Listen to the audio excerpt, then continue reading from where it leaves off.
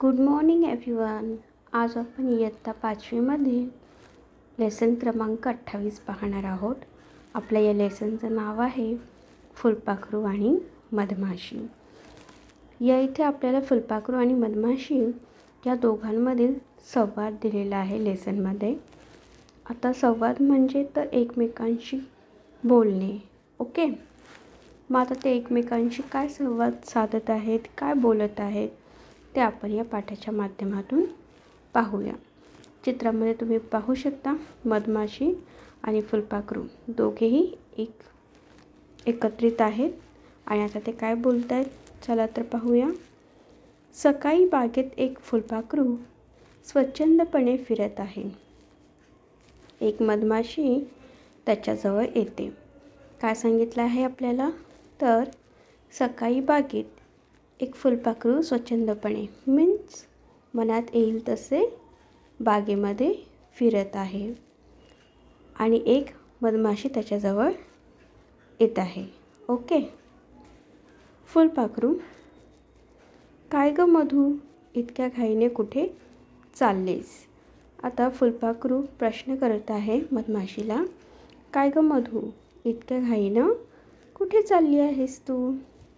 Madhu means मधमाशी काय उत्तर देत आहे, अरे मध गोळा करायला. ती कुठे जात आहे, तर इतक्या पहाटे ती मध गोळा करायला जात आहे. फुलपाखरू, आता फुलपाखरू पुढे काय म्हणते बघा, थांब ना जरा, बघ आजची सकाळ किती सुंदर आहे. तर आता फुलपाखरू जे आहे ते मधमाशीला थांबण्यासाठी सांगत आहे आणि काय म्हणत आहे, तर बघ ना आजची सकाळ जी आहे किती सुंदर आहे, थांब ना जरा वेळ. मधू, आता मधू काय म्हणत आहे,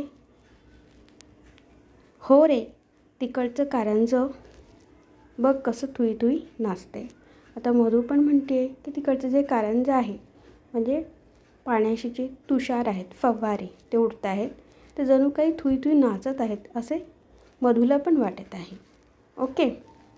फुलपाखरू, बागेतली फुलझाडे किती सुंदर दिसत आहेत, फुलांचा सुवास सगळीकडे दरवळतो आहे. ते फुलपाखरू काय सांगत आहे की बागेमध्ये किती सुंदर सुंदर फुलं आहेत आणि त्यांचा जो सुगंध आहे तो सगळीकडे दरवळतो आहे, म्हणजे सर्वत्र पसरलेला आहे. ओके. मधू, मंद वारा सुटला आहे, कसं छान वाटतंय, पण मला थांबायला वेळ नाही. मधू पण सांगत आहे फुलपाखराला की मंद वारा सुटलेला आहे, म्हणजे हळूवार असा सुंदर असा वारा सुटलेला आहे आणि छान वाटते, पण थांबायला माझ्याकडे वेळ नाही आहे. फुलपाखरू, मग त्यावर फुलपाखरू काय म्हणत आहे मधमाशीला बघूया, थांब थोडा वेळ, आपण या गुलाबाच्या फांदीवर बसून जरा गप्पा मारूया. तर फुलपाखरू काय म्हणत आहे की आपण या गुलाबाच्या फांदीवर बसून काय करूया, तर गप्पा मारूया, थांब ना जरा. मधू काय सांगत आहे मग, नको रे बाबा, इकडे तिकडे तुझ्यासारखा मजेत वेळ घालवायला मला सवड नाही. तर मधू म्हणजे मधमाशी काय सांगते की इकडे तिकडे फिरायला, मजेत वेळ घालवायला तुझ्यासारखं माझ्याकडे वेळ नाही आहे, माझ्याकडे सवड नाही आहे. ओके. मी सकाळपासून निघाले खरी, पण मध काही गोळा करून झालेला नाही. मी कधीपासून निघालेली आहे, तर सकाळपासून निघालेली आहे घरातून, पण माझ्याकडे काही अजून पुरेसं असं मध साचलेलं नाही आहे. मध गोळा करून माझं काही झालेलं नाही. फुलपाखरू त्यावर काय उत्तर देत आहे, मग मध गोळा करायचं काम कोणी दिलं तुला? आता फुलपाखरू मधमाशीला प्रश्न करत आहे की मध गोळा करायचं काम कोणी बरं दिलं आहे तुला? मधू काय म्हणत आहे पाहूया, आमच्या राणी माशीने दिलं. कोणी दिलं, तर राणी माशीला मीन्स माशांची राणी आहे, क्वीन आहे, तिने दिलेलं आहे.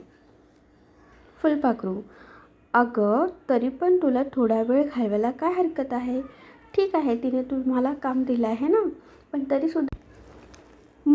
आता मधू काय उत्तर देत आहे पहा, तुझं मन मोडायला वाईट वाटतं मला, पण करणार काय? काम तर कुणाला चुकलेलं नाही बाबा. तर मधू काय सांगत आहे फुलपाखराला की मला देखील आवडलं असतं, तुझं मन मोडायला म्हणजे दुखवायला मला काही आवडत नाही आहे, पण करणार काय?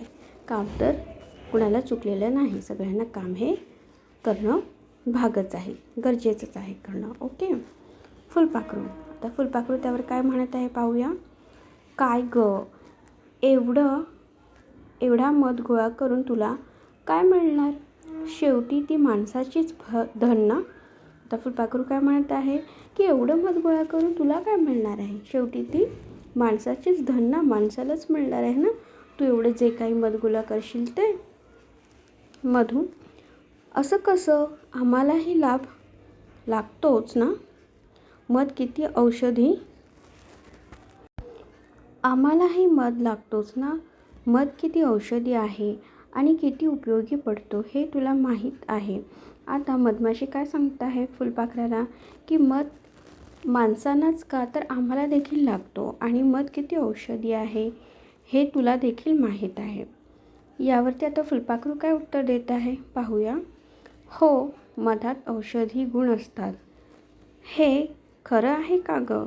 फुलपाखरू म्हणतं आहे, हो मला माहीत आहे, पण त्यात खरोखरच औषधी गुण असतात का, असा प्रश्न ते मधमाशीला करत आहे. मधू, अरे मध हा औषधीच आहे. आता मधू काय म्हणत आहे की मध हा कसा आहे, तर तो औषधीच आहे. फुलपाखरू आता काय म्हणत आहे पाहूया. मध मला खूप आवडतो, पण माझ्याशी गप्पा मारायला तुला वेळ नाही, हे मात्र मला बिलकुल आवडत नाही. तर फुलपाखरू काय म्हणत आहे की मध हे मला देखील आवडतं, पण माझ्याशी गप्पा मारायला तुझ्याकडे वेळ नाही, हे मला बिलकुल म्हणजे अजिबातच आवडलेलं नाही आहे. मधू, आता त्यावर मधू काय उत्तर देत आहे. कामात मग्न राहणं यात सुद्धा आनंद असतो. तुझंच बघ ना, तुझ्यासारख्या सुंदर फुलपाखराला बघून किती आनंद होतो. इतरांच्या डोळ्यांना तू सुख देतोस, हेही तू करत असलेलं कामच आहे की. आता मधू काय सांगत आहे की कामात मग्न राहणं यात सुद्धा काय असतो, आनंद असतो, हॅपीनेस असतो. आता तुझ्यासारखं सुंदर फुलपाखरू काय करत आहे, किती सुंदर दिसत आहे आणि सुंदर दिसणं राहणं हे सुद्धा काय आहे, एक प्रकारचं काम आहे. आणि तुला बघून इतरांच्या डोळ्यांना काय मिळत आहे, तर सुख मिळत आहे. आणि ते काय आहे, सुख देण्याचं तू काय करत आहेस, काम करत आहेस. ही सुद्धा एक सुंदर गोष्ट आहे. आता फुलपाखरू काय म्हणत आहे त्यावर पाहूया. खरं सांगू का, तू इतरांना मोठेपणा देतेस, तोच तुझा चांगुलपणा आहे. मधू जे काही म्हणाले त्यावर फुलपाखरू काय म्हणत आहे. खरं सांगू का, तू इतरांना मोठेपणा देतेस की तुम्ही मोठे आहात, आमच्यापेक्षा मोठे आहात, हा काय आहे तुझा चांगुलपणा म्हणजे चांगलेपणा आहे, एक चांगली गोष्ट आहे.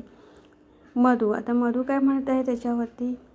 तसं नाही रे, तुझे विचार खूप चांगले आहेत, त्यामुळे तुला सगळे चांगले दिसतात. मधू काय म्हणत आहे की तुझे विचार, तुझे थॉट्स काय आहेत, खूप चांगले आहेत, म्हणून तुला सगळे चांगलेच दिसतात. म्हणून तुला तुझ्यातला मोठेपणा दिसत नाही. तुझ्यात मोठेपणा आहे, चांगले गुण आहेत, म्हणून तुला ते दिसत नाही. कारण तू सगळ्यांना काय करत आहेस, सगळ्यांना चांगलं पाहतोस, सुंदर पाहतोस, त्याच्यामुळे तुला तुझ्यातला मोठेपणा दिसत नाही. ओके. असे म्हणत मधमाशी निघून गेली. फुलपाखरू तिकडेच पाहतच राहिले. आणि हा दोघांचा संवाद झाल्यानंतर काय झालेलं आहे की मधमाशी त्याच्या कामासाठी पुढच्या निघून गेलेली आहे आणि फुलपाखरू त्याला पाहत राहिलेलं आहे.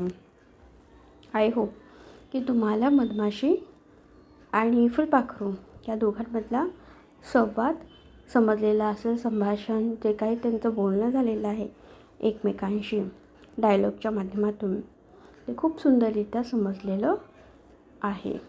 ओके.